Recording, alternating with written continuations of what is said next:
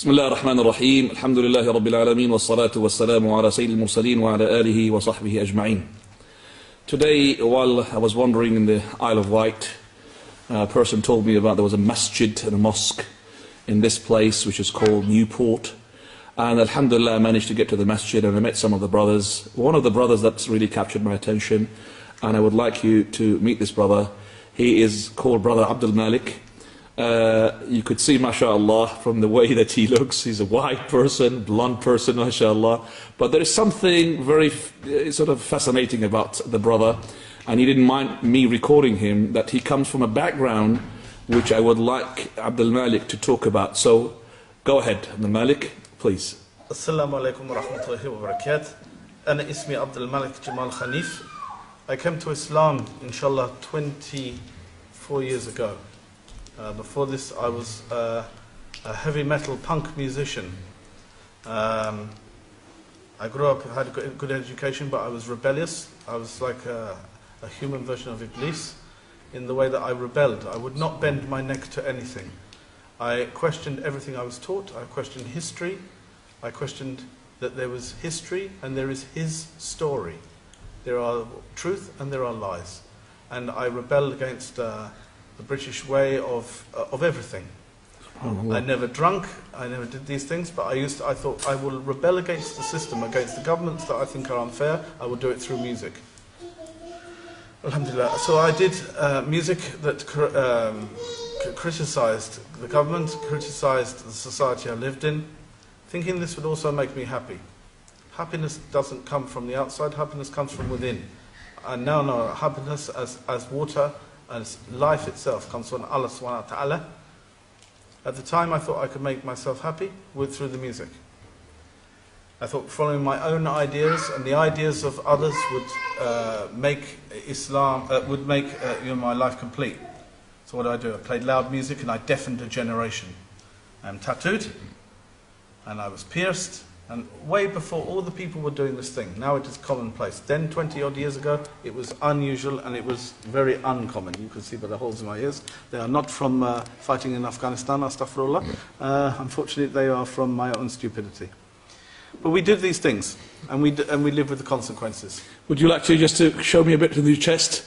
I could see some tattoos in your neck. Oh, this would be difficult. But if I say that the tattoos goes from here right the way across and down. No problem, there's no aura there anyway, so we could just show me your neck a bit. Oh, that's all. Wow. MashaAllah. I understand that you were half Irish, and that the father side, subhanAllah. Let me just check if, subhanAllah, la ilaha illallah. You could imagine what a person he was when he was at that time. Now at the moment I just said to the brother that he had some light in his face because of the light of the hidayah, the nur of the Islam, the guidance. Yeah. Or the darkness of that heavy metal, what he said, it was satanic way, wasn't it? And yes, I would say it was. I would also say that it was done through anger for various reasons. Anger at society, anger at things that I didn't understand, anger at that there must be more in life than just property, money and health and wealth. These things are, everybody says this is the meaning of life.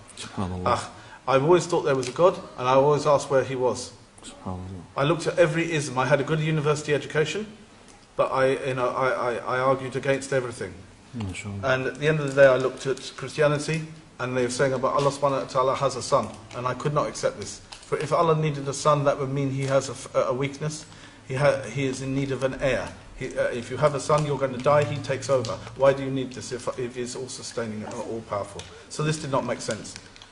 I looked at the Hinduism, and they worshipping the statues. And I said to one, if I break your statue, will your statue come and hurt me? I didn't even know about Islam. And he said, it would be a terrible thing. So if I throw your statue on the floor, it will kill me. I thought this is ridiculous. It is a nonsense. I looked at Jewish religion. I thought, well, I can't be this because this is not just a religion, it's a race as well. And I'm not of that race. So how can I join something I'm not a part of the club? It didn't make sense either. I thought God created everything, not just one people. I looked at all these different philosophies: Marxism, ism, schism and ism. And at the end of the day, all they are is man-made, manufactured, made by man for man's ego. And this I did not understand. a long time ago now, subhanahu wa ta'ala, I was walking along Kensington High Street and a brother had a leaflet and he was doing a very early version of dawah. There was no dawah 20 odd years ago. There was very few Muslim reverts. I don't like the word convert. Convert is to change. To revert is to go back. I have gone back to what my natural inclination should have been in the first place. There is no room for a convert. So I took the leaflet and I saw the word Islam and I thought, what is this thing? Whenever I was very little, my grandmother, because I grew up with my grandparents, took me to Hyde Park, and I used to see Arabic graffiti on the wall, and I used to like the script. I used to like and I used to wish I could understand what it said. Somewhere deep down inside, that must have stayed with me, because when I got this leaflet and it said Islam on it, I wanted to check this out. Then there were very few books on Islam. I found one. And it was Ghulam Salwa's Belief and Teaching in Islam. In its first edition, it's now in its 9th or so edition. It was very primitively, a primitive edition then. And I read it. And alhamdulillah, I saw the script again. And I thought, so it's this religion that has this script. The script that, spoke to me from a young child, that I thought, what is this thing? I was good at art. And I thought the script was beautiful. And of all scripts, it is the most beautiful in the world. And I looked at this thing, and I read, and then I read one thing. Bismillahirrahmanirrahim. Qul huwallahu ahad, Allahu samad, lam yalid wa lam yulad wa lam yakul lahu kufuwan ahad. They weren't expecting that, mashallah, from you. The way you sound, mashallah. This changed my life. Yeah, subhanallah. And you know the meaning of it, mashallah. To say that Allah is one. Yes. To say that anything that has a creator is a creation has to have a creator. You don't have multiple creators for something. If you have an architect, you have multiple architects. They all have infighting. They all fall apart. Excellent. You have to have unity. Ikhlas. That's right. To say Allah is one, the absolute. He has to be absolute. If there's not absolution, if there's not completeness, then he is partial. If he is partial, he is not the Lord of all. So he cannot be the Lord Creator. He begets none. Of course, we are his creation, separate from him. Intact as a creation, but separate in our creation. He doesn't need a son, he doesn't need daughters, wives, or all the clutter that we have on earth. And nor is he begotten. How can he be made of people or of something else? If something created him, that must be more powerful, therefore that must be Allah. So that had an impact on you. And like unto him, there is nothing. This is what had the impact. Right. Because to say, unlike unto him, in the whole universe, nothing in the whole of everything, we can only see as far as our galaxy. With the Hubble telescope, we can see Crab Nebula like and whatever. This is as far as we can go. Now, beyond that, how many universes are there? And beyond that, how many universes are there? And the 7 heavens, etc., etc. If there is nothing within the light years and thousands of millions of light years, there is nothing equal to him, and there is nothing like him, then he is Lord of all. And if he is Lord of all, then what am I doing standing on my feet? I must be on my face.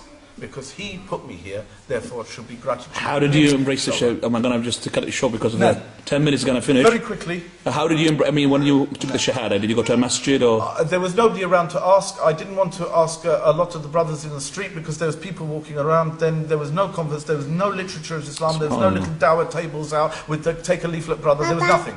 So I thought, you're complaining about this, aren't you, at the moment? You're saying you should have had that. I should have had that. Yes. It shouldn't have been partialised to a community. You That's should right. not ghettoise Islam. That's right. You can't put a box around Allah. It is either Allah is everywhere, or you as a people are putting him in a box. Allah with his knowledge is everywhere. No. Yeah, not with himself. Himself not is a with double. his knowledge, with his ilm and with his hikmah. Excellent.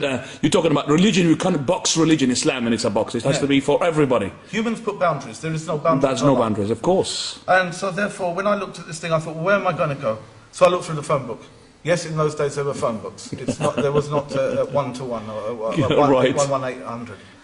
So I looked through there and I saw London Central Mosque. Right, Regent's Park. Regent's Park. And I thought, okay, go there. I'll go there. And I looking like I did, and I wish I had a photo of me as I did. I did a talk the last week, I had the photo of what I used to look like. And going with this sort of look, and remember you had no beard. No, I had nothing, I had bright blue hair. You know, and you know, long hair, earrings, tattoos, vest. And you expect everybody to just to welcome you to embrace Islam. Belt made of bullets.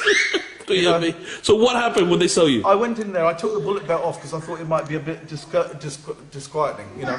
And I tried to tie my hair back as best as possible. And I said, I want to make shahada. And they said, they were surprised. They couldn't believe it. They were baffled. And he just looked at me as if I was going to hurt him. I said, can you bring me somebody who can speak English? So he brought me Abdullah from who was the secretary of the London Mosque of Ben. The one from Saudi Arabia, isn't he? La, he's from Musab, Egypt. Oh, right, in Misr. And he said, you know, what do you understand about Islam? So I told him all I've read. And I'm an avid reader, so I read and read. And I read... so he was surprised? He was surprised then. And he said, okay, I think you understand, but you know you can't look like you do. I said, I don't want to look like I do, it's just that's all I have at the moment. I can change that, but I need to change my heart first. That's right, very good. And you took it from there? I took my shahada. When was that? When the day, please, if you remember the date, year? 1986, MashaAllah. February the 4th. Right. Abdul Malik, I have to really at the moment just to, well, sort of stop you here and I'd say to you, Jazakallah khairan for this commentary and this, you know, sort of short biography of your life. I would have liked it to be a bit longer, but remember that we have to go at the moment. I've got a family. I'm in the Isle of Wight today, and I'm really sort of very happy to meet the brothers here, especially yourself. And definitely, inshallah, maybe we'll have a go at, we'll see each other tonight as well. Maybe I should play. As one final thing. Go on. This is quite an interesting little twist. Cat Stevens, who also became Muslim at that time, I was named after one of his songs with my original name. My original name was Matthew. I was named after Cat Stevens' song, and I ended up teaching with him at Regent's Park. He taught the adults, I taught the children. When I learnt to write Arabic, I was teaching the Arabic to the small children. So how things come around, Allah has a wonderful plan, inshallah. Alhamdulillah.